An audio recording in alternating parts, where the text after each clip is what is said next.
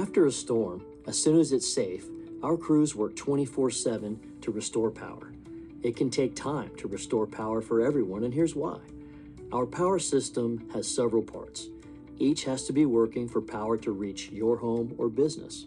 Power plants generate electricity. Transmission lines carry it long distances. Substations reduce the voltage. Distribution lines move electricity from the substation to neighborhoods, homes, and businesses. After a major storm, it may take a while before you see crews restoring power near you.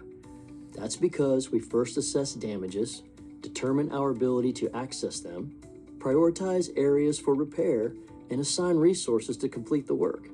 First, we repair damage to critical areas you might not see, like power plants, transmission lines, and substations. Without those in working order, electricity can't reach you. Next, we repair distribution lines. Think of them as the road to your home or business. If a road is blocked, no one can get through.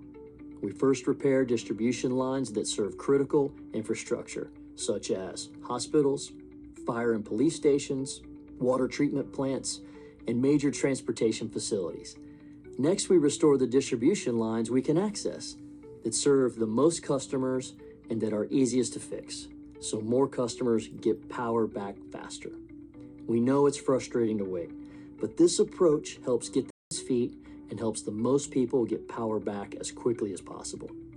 If you're wondering why your neighbor has power and you don't, it's likely because you're served by different lines.